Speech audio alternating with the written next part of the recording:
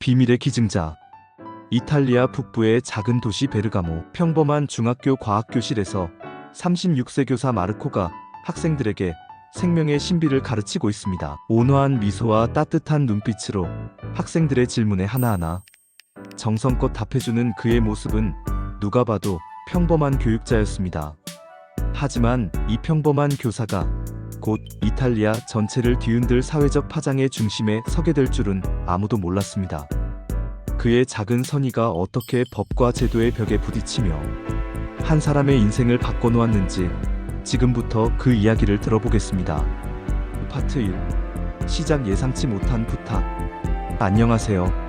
제 이야기를 시작하기 전에 먼저 말씀드리고 싶은 것이 있습니다. 저는 결코 영웅이 되려고 했던 것도 법을 어기려고 했던 것도 아닙니다. 단지 제 앞에서 울고 있는 친구를 도와주고 싶었을 뿐입니다.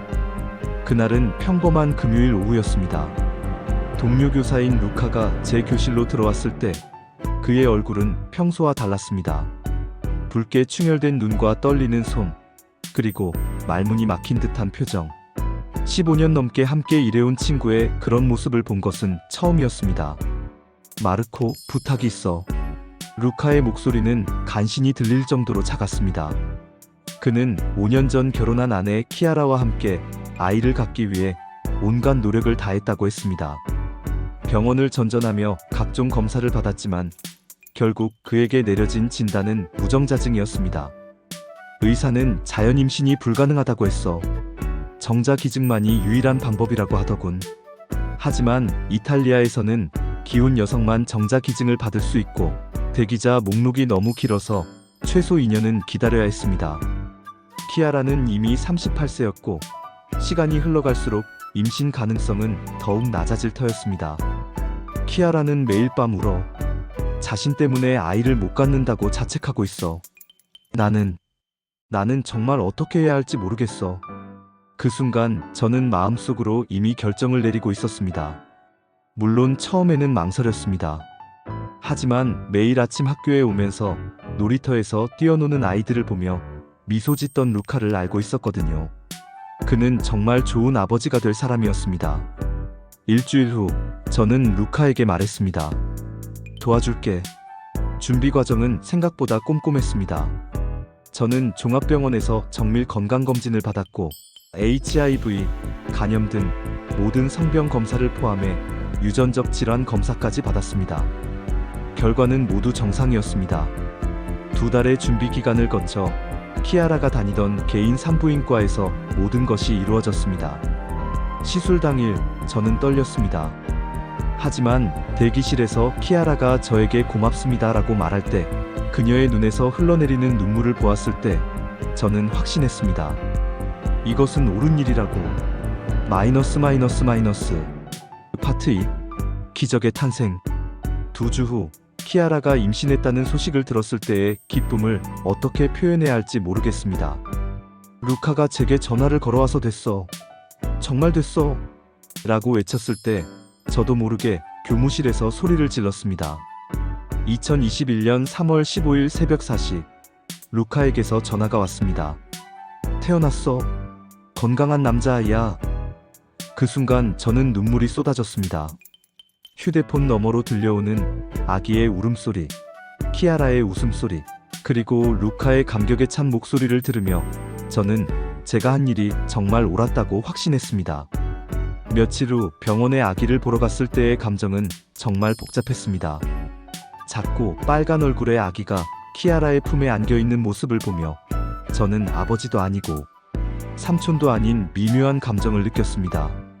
하지만 그보다 더 큰 것은 성취감이었습니다. 이 작은 생명이 세상에 올 수 있도록 제가 도움이 되었다는 사실이 저를 벅차게 만들었습니다. 아기 이름은 마테오였습니다.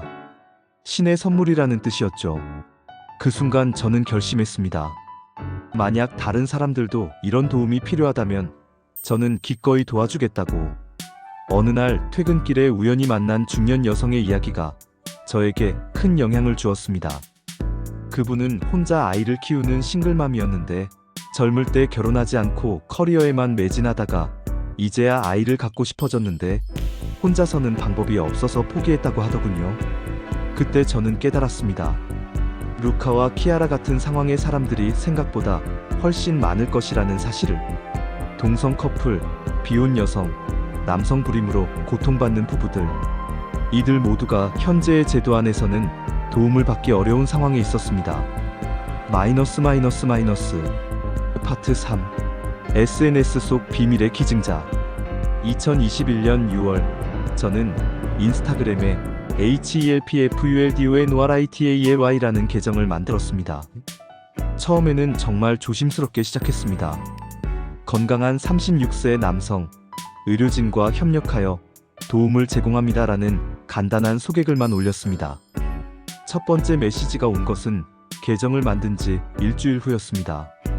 밀라노에 사는 32세 레즈비언 커플이었습니다. 저희는 5년 동안 함께 살고 있고 정말 간절히 아이를 원합니다. 하지만 이탈리아에서는 저희 같은 커플이 합법적으로 정자 기증을 받을 수 없어요. 도와주실 수 있나요? 그들의 메시지를 읽으며 저는 큰 책임감을 느꼈습니다. 저는 더욱 체계적으로 접근해야 한다고 생각했습니다. 먼저 저는 매월 종합검진을 받기 시작했습니다.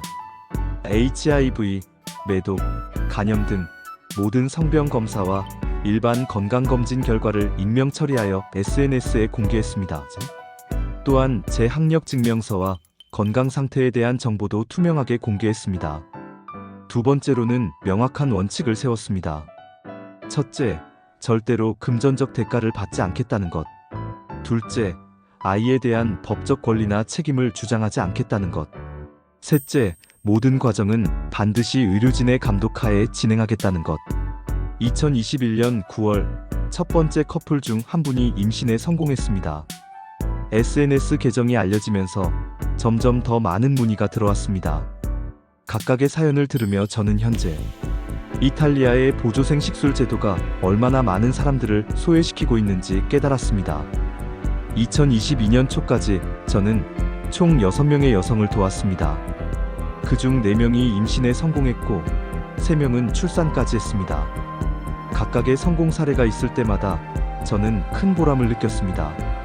SNS에는 익명으로 감사합니다라는 메시지들이 올라왔고 때로는 아기 사진들도 전송되어 왔습니다. 하지만 동시에 우려도 커졌습니다. 제 활동이 점점 알려지면서 언론의 관심도 높아졌습니다. 일부 언론에서는 현대의 영웅이라고 칭찬했지만 다른 언론에서는 법의 사각지대를 악용하는 위험한 행위라고 비판했습니다. 파트 4. 제도의 벽과 논란. 2022년 3월, 제가 가장 두려워했던 일이 벌어졌습니다. 이탈리아의 한 주간지에서 제 실명을 공개하며 비밀의 정자 기증자 마르코의 정체라는 제목의 기사를 실었습니다. 그 순간부터 제 평범했던 일상은 완전히 바뀌었습니다. 학교에 나간 첫날, 교장 선생님이 저를 불러 깊은 우려를 표했습니다. 마르코, 당신이 한 일을 이해 못하는 건 아니지만 이제 학교에 언론이 몰려오고 있어요. 학생들과 학부모들의 반응도 섞여 있고 당분간 휴직하는 게 어떨까요? 15년 동안 헌신해온 교직에서 쫓겨나다시피 하게 된 것, 그것이 가장 마음 아팠습니다. 일부 학부모들은 그런 사람이 우리 아이들을 가르쳐도 되는 것인가라며 항의했습니다. 언론의 관심은 상상 이상이었습니다. 제 집 앞에는 연일 기자들이 몰려들었고 제가 도운 가족들의 신상 정보를 캐내려는 시도도 있었습니다. 저는 그들의 프라이버시를 보호하기 위해 어떤 정보도 공개하지 않았습니다. 하지만 한편으로는 지지의 목소리도 컸습니다. 이탈리아 전역에서 저를 지지하는 메시지가 쏟아졌습니다. 특히 인상 깊었던 것은 한 인권 변호사의 연락이었습니다. 밀라노에서 활동하는 줄리아 로시 변호사는 현재 이탈리아의 보조생 식술법이 차별적이라고 생각한다며 법적 지원을 제안했습니다. 로시 변호사를 통해 저는 이탈리아의 현실을 더 정확히 알게 되었습니다. 2004년 제정된 보조생 식술법은 동성 커플과 비혼 여성을 완전히 배제하고 있었습니다. 유럽 인권재판소는 이미 이탈리아의 이 법이 차별적이라고 판결한 바 있어요. 로시 변호사가 말했습니다. 가톨릭 교회와 보수 단체들의 반발은 상당했습니다. 바티칸에서도 공식 성명을 내어 자연적인 임신과 출산의 가치를 강조하며 저의 활동을 간접적으로 비판했습니다. 하지만 프랑스, 스페인, 네덜란드 등 유럽의 많은 국가들이 이미 동성 커플과 비혼, 여성에게도 보조생 식수를 허용하고 있었습니다. 이탈리아만 유독 보수적인 입장을 고수하고 있었던 것이죠. 저는 몇 개의 주요 언론과 인터뷰를 했습니다. 일관되게 같은 메시지를 전달했습니다. 저는 범죄를 저지른 것이 아닙니다. 단지 사랑으로 아이를 키우고 싶어하는 사람들을 도왔을 뿐입니다. 현재의 법과 제도가 너무 많은 사람들을 소외시키고 있다면 그 제도를 바꿔야 하는 것 아닐까요? 파트 5. 선택의 갈림길. 2022년 9월 베르가모 검찰청에서 저에게 소환장이 날아왔습니다. 혐의는 무허가 의료행위와 보조생 식술법 위반이었습니다. 검찰청에 출석하던 날, 제 앞에는 수십 명의 기자들과 지지자들이 모여 있었습니다. 마르코를 지지한다는 피켓을 든 사람들도 있었고, 반대로 법 질서를 지켜라는 구호를 외치는 사람들도 있었습니다. 검찰 조사는 까다로웠습니다. 검사는 제가 도운 사람들의 명단을 요구했지만 저는 끝까지 거부했습니다. 그들의 프라이버시를 보호하는 것이 제 마지막 의무라고 생각했기 때문입니다. 마르코 씨, 당신이 한 일이 선의에서 비롯된 것은 인정합니다. 하지만 법은 법입니다. 검사의 말은 맞았습니다. 하지만 저는 포기할 수 없었습니다. 조사 기간 동안에도 저에게는 도움을 요청하는 메시지들이 계속 들어왔습니다. 그 무렵 뜻밖의 지지 세력이 나타났습니다. 유럽 의회의 일부 의원들이 제 사례를 주목하며 이탈리아 정부가 보조생 식술법을 개정해야 한다는 결의안을 발의한 것입니다. 또한 이탈리아 내에서도 시민사회 단체들이 마르코 지지 운동을 벌이기 시작했습니다. 2023년 2월 1심 재판에서 저는 유죄 판결을 받았습니다. 벌금 5,000유로와 집행유예 6개월이었습니다. 하지만 판사는 판결문에서 특별한 의견을 덧붙였습니다. 피고인의 행위는 현행법상 불법이지만 그 동기는 순수했으며 현재의 법제도가 사회 현실을 제대로 반영하지 못하고 있다는 점을 고려해야 한다. 현재 저는 항소를 준비하고 있습니다. 로시 변호사는 유럽 인권재판소까지 갈 각오가 되어 있다고 합니다. 하지만 그보다 더 중요한 것은 사회적 변화입니다. 제 사건을 계기로 이탈리아에서 보조생 식술법 개정에 대한 논의가 활발해지고 있습니다. 얼마 전 제가 처음 도왔던 루카와 키아라가 마테오를 데리고 찾아왔습니다. 이제 두 돌이 된 마테오는 건강하게 자라고 있었습니다. 마르코 삼촌 하며 제게 뛰어오는 마테오를 보며 저는 확신했습니다. 제가 한 일은 옳았다고. 지금도 저에게는 전 세계에서 도움을 요청하는 메시지들이 옵니다. 비록 현재는 법적 문제로 직접적인 도움을 드릴 수는 없지만 저는 계속 싸울 것입니다. 사랑하는 사람과 함께 아이를 키우고 싶어하는 모든 사람들이 그 꿈을 이룰 수 있는 세상을 만들기 위해서요. 제 이야기가 단순히 한 개인의 일탈로 끝나는 것이 아니라 더 나은 세상을 만들어가는 작은 불씨가 되기를 바랍니다. 언젠가는 저와 같은 비밀의 기증자가 더 이상 필요하지 않은 세상이 오기를 간절히 소망합니다.